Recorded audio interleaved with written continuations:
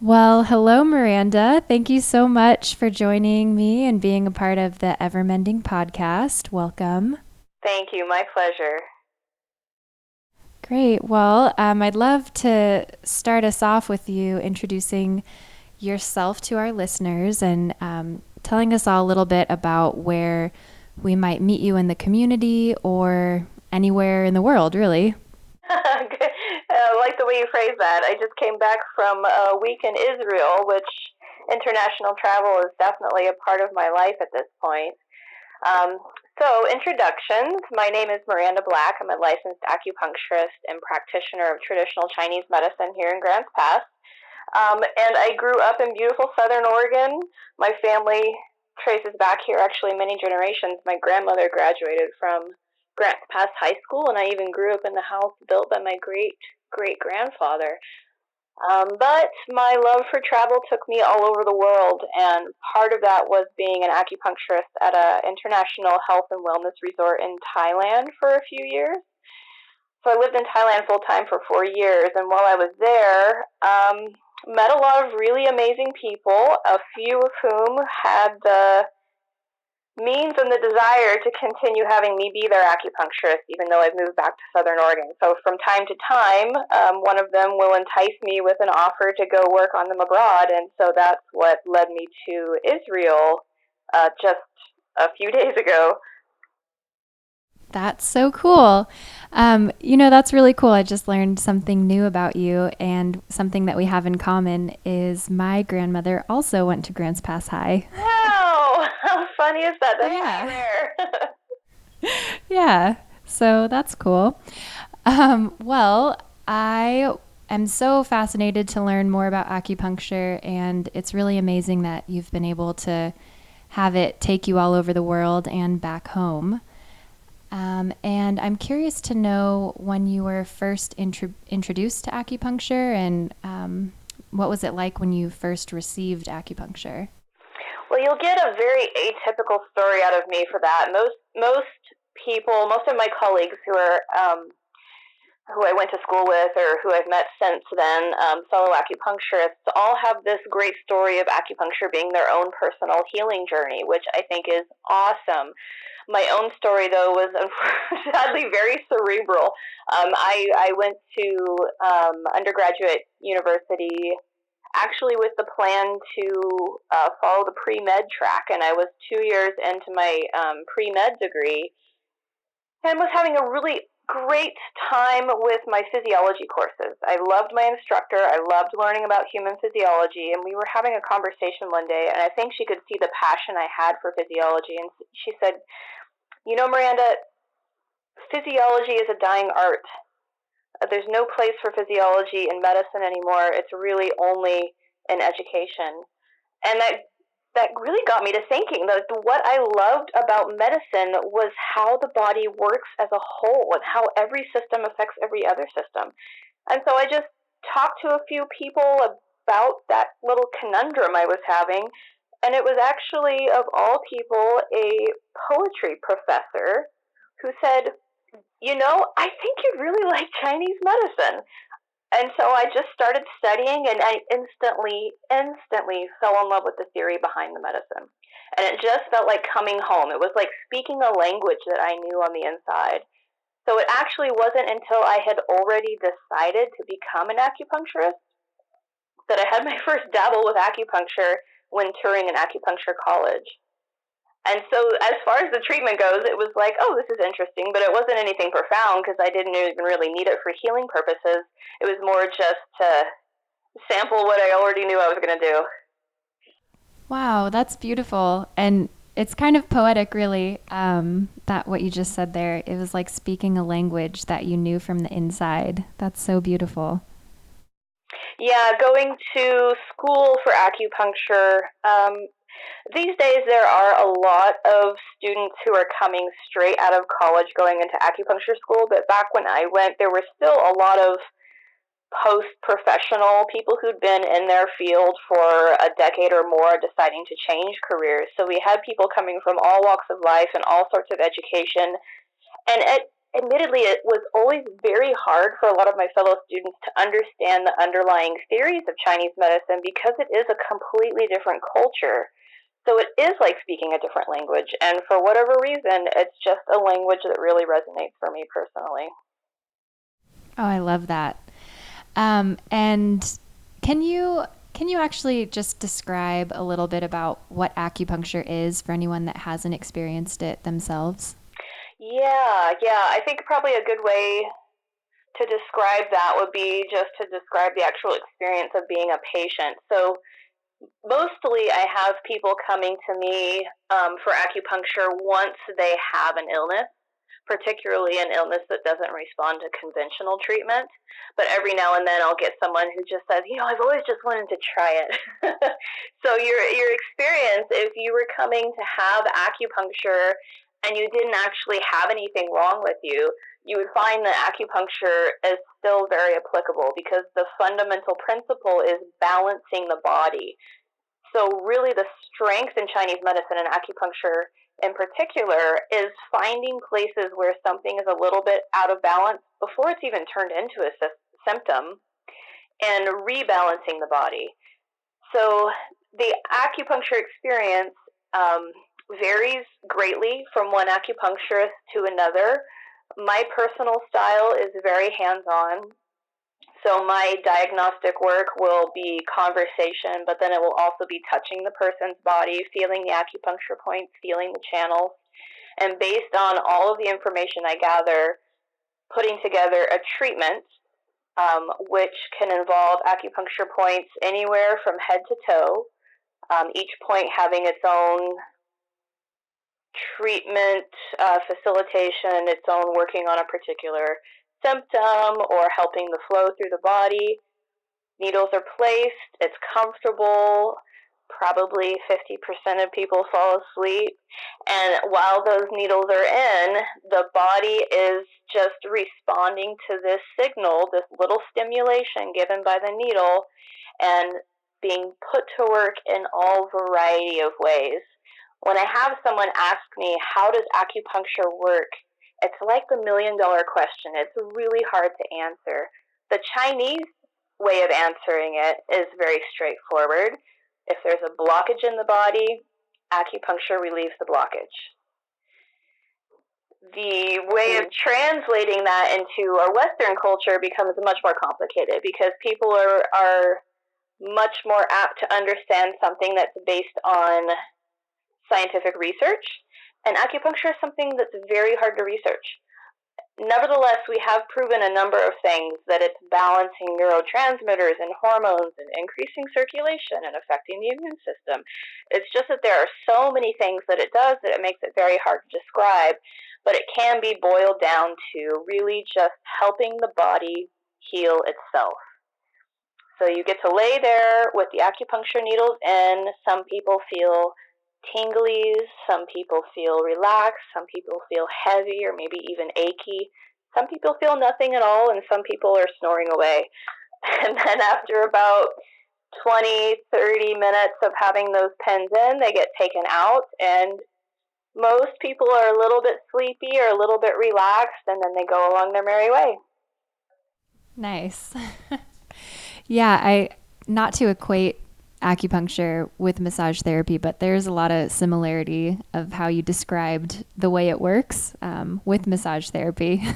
Yeah. So my husband, as you know, is a licensed massage therapist, has been practicing for quite a while. And oftentimes when we have people call the office and they're describing their symptoms and what they want to have worked on, I will just be able to say, just choose what resonates you, because acupuncture and massage are sort of doing the same thing in different ways. I mean, there are certain things that acupuncture might be indicated for more strongly, but for the most part, they are working with that level of the body's own natural ability to heal itself. Nice. Yeah. Okay. Well, my next question, I think that you answered a little bit before already, but was there like a deciding moment you can think back on that made you sure that that's something that you wanted to do, that you wanted to go to school and become licensed and be an acupuncturist? Probably not at all. I think it's always been a series of moments. I think everything in life is a series of moments, and it's always, 2020 in hindsight that was obviously the way to go, but every little thing falling into place just led me in that direction. And it really hasn't been until after I've been an acupuncturist for a handful of years that I've started to fall so deeply in love with the medicine that I just know, wow, this was the right thing. I couldn't imagine doing anything else. That's great. And what exactly what does all of the education entail to become professionally licensed? So to become licensed is a state by state process. So different states have different qualifications, but across the board, you do have to have a degree in Chinese medicine to qualify for your license. And there's a national certification board as well. And if you have a national certification, then it's much easier to get licensed. So that means you'll have a bachelor's degree in whatever you happen to get a bachelor's degree in. There's no requirement there. You just have to have, depending upon the university you choose to go to for Chinese medicine, you have to have certain course requirements, like knowing anatomy and physiology, et cetera, et cetera. And then based on that, you can apply for your master's degree at a Chinese medicine school, which there are quite a number of in the United States. And now there are even further degrees where you can get a full doctorate in Chinese medicine. Oh, wow, I didn't know that. And so how long have you been practicing acupuncture specifically? I am celebrating my 10th year this year. Actually, I think next month in August. Nice, congratulations. Thank you. Yeah. Okay, well, now I want to know a little bit about your specific practice. Do you have an ideal client? I do. I absolutely do. And that's something that I've consciously cultivated over the years. I think of just knowing a little bit better who I am and how I practice in order to meet a particular person's needs. When I was first starting out as an acupuncturist, I sort of felt like I think many acupuncturists do, that we have such a wide range of things that we can treat with Chinese medicine that it's hard to find your niche. And it's sort of just like you're here for everybody. And I don't think there's anything wrong with that. But as I've grown as a person, I've certainly developed my own style of being a person as well as my own style of being a practitioner. And if I'm going to love the work that I do, my style of being a person and my style of being a practitioner become almost one and the same. And so the type of client that I've developed, it's almost to the point where they sort of find me and we really resonate. And it's hard to describe because as people, it will be incredibly diverse. Diverse age, gender, even, political views, religious affiliations. It's all over the map. But there's some common thread related to how much they value their health. So my favorite patients, which at this point is almost all of them, I'd say, are the ones who maybe they come to me because they have elbow pain or they have trouble sleeping or they have something specific to work on, but inevitably they see the value in using something like Chinese medicine as a preventative measure and that it's worth their time and their money to invest in their health. And that is what I love. Nice. Yeah, that sounds like a great person to have on the table. Absolutely. Cool. So there might be some overlap in this question, but what has the evolution of your practice looked like over the past 10 years? Wow, it's been crazy. When I talk about it, it's hard to believe that I have fit everything into 10 years. Because it has been so busy and so changing. The practice has just been incredibly diverse because I finished acupuncture school, and like a lot of acupuncturists, unless you have a second source of income, it's kind of hard to make the gap from finishing up being a student to being a licensed practitioner. There's a lot of paperwork and a lot of ordeals you have to go through before you can actually, hang a shingle and start making money. So I went and worked on board a cruise ship, and that was a very interesting experience.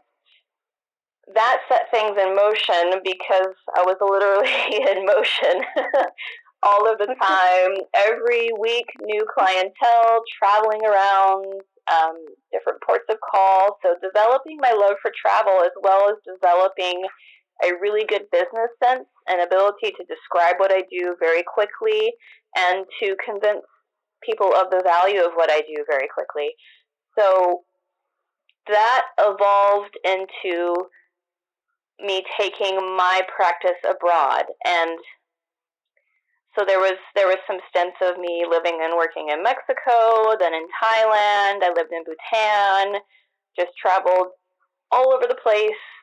Incredibly diverse experiences, from working with refugees to working with Louis Vuitton, which is incredibly surreal when I think about it.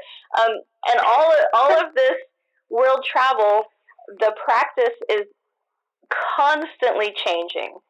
And that all came to a crux when I met my husband. And then I took him abroad with me, but inevitably we decided to return back here and put some roots in the ground. And so that's when I really had my own practice. Instead of working for someone else or working on the go, it became, well, what can we create together? And that's been 5 years now. We just celebrated our 5-year anniversary of Radiant Family in Grants Pass. And that has somehow magically become everything I could want in life. I have a family. I have a 3-year-old son. I have my own business, work exactly the hours I want to with the wonderful people that I can aspire to help, and then I still get to travel and work abroad a little bit too. So somehow my practice has evolved into the best of everything. Oh wow, that's so dreamy. Yeah, pretty much. Yeah, I'm so happy for you. Yeah, you've created a lot of beauty in our community, and I'm grateful to have you here. Thank you. Yeah.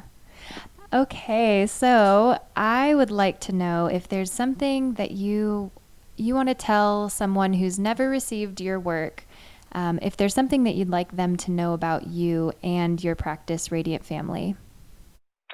Yeah, okay, so our practice is very comfortable.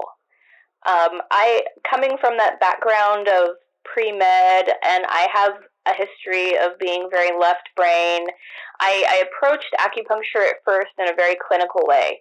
I think part of me thought that would be more comfortable for people if things were very clinical and ultra professional to the point of white lab coat type setting, but that's not who I am now. And now who I am is people come in and take their shoes off and have a cup of tea and take their time. There's no hurry. I don't like to be in a hurry.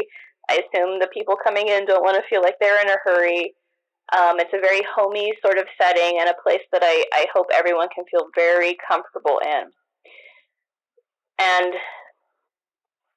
so that's Radiant Family and what sets Radiant Family apart. What sets me apart, aside from what I've described about valuing wellness, and I really enjoy helping people stay healthy as much as helping them heal from things. I really enjoy helping people stay healthy, is that I have not compromised the care I put into my treatments. And I don't mean this to criticize other practitioners, but there's a different style of practicing acupuncture that's following a different business model where there's not very much time spent with the patient.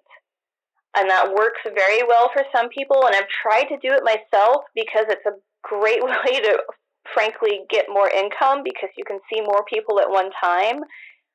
for so long now, I've been devoting my entire attention to one person for the hour or 90 minutes that I work with them, that I can't compromise that.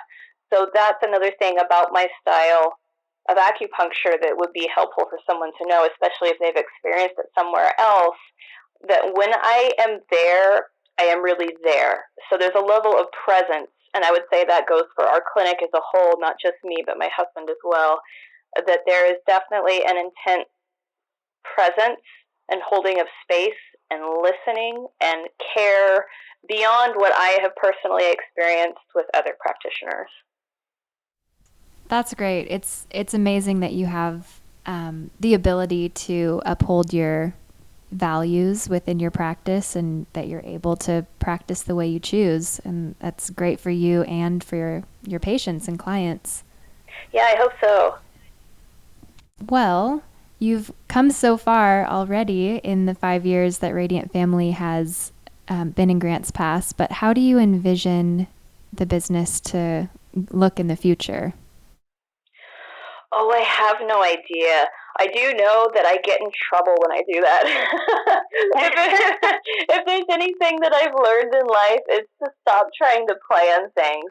I was a born planner, and that took me as far as it did when I was young and in college. And you set goals and you meet them. But now at this point in my life, I understand sometimes that there is, you could call it a divine plan, you call it whatever name you want to give it. If you just surrender and be present and hold the intention that is in your heart, things just unfold before you.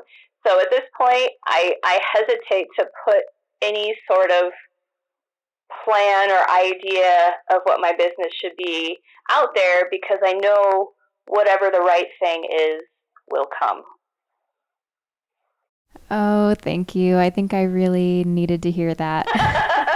Yeah, it's definitely a lesson in faith, but it's been going long enough that I realize that, wow, that's actually really true. Yeah. Well, so it's called Radiant Family for a reason, and you mentioned that you have a son, and I was just hoping that you can give some light to what it's like being a business owner and a mother at the same time. Whew, that one is hard only because I can't claim that I'm doing anything special because I have so much support. And so we only have one little boy. He's 3 years old. He's just the best little boy in the world. But I have four grandparents, and they're all local. And my husband's mom, when she was in junior high school, said, "I just want to be a grandmother someday." and and my mom, when she was in high school, said, "Oh, someday I just want to be a grandmother." And we both have one brother each, and neither of our brothers has any kids. So this is the single grandchild for four doting grandparents that all live here in the valley. So I have a lot of support. If I didn't have a lot of support, it would be much more challenging, because to give that much presence and love to my patients and then be able to hold that same level or even higher for my son would be asking a lot out of me. But because I get so much support, I have rest. Jason is also an amazing father, so he'll take the kiddo out on days of hiking together until I can have some quiet time by myself too, because I feel that's very important. It keeps me well rested enough that I can keep all the balls in the air without feeling like I'm faltering. So I give a tip of my invisible hat to every mama out there that is a business owner and does not have that level of support, because that is very hard.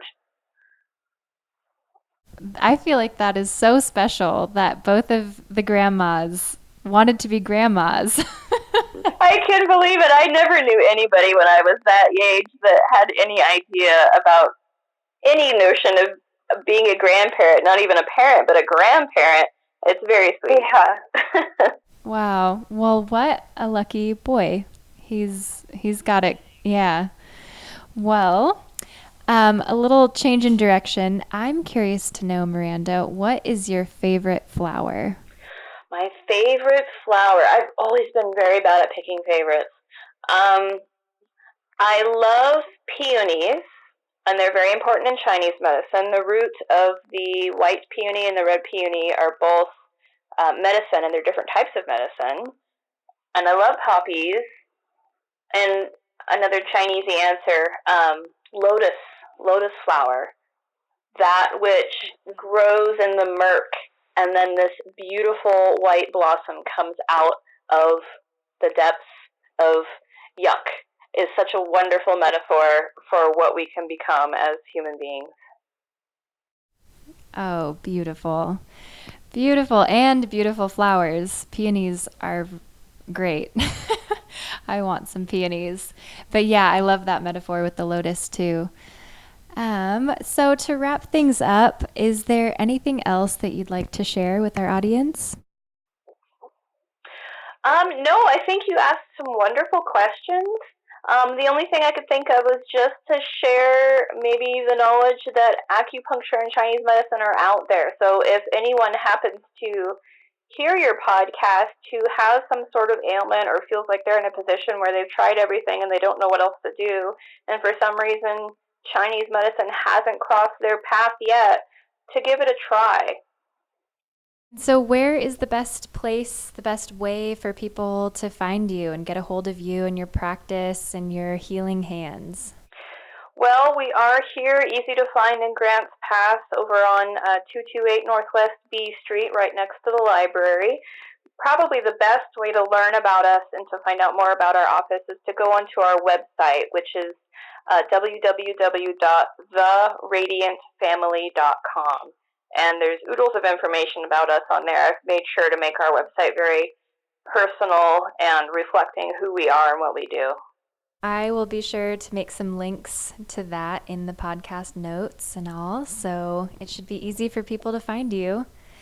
And I just want to say thank you so much for being one of my guests on this very first season of the Evermending podcast. Thank you so much for having me. It was a pleasure. You're so welcome.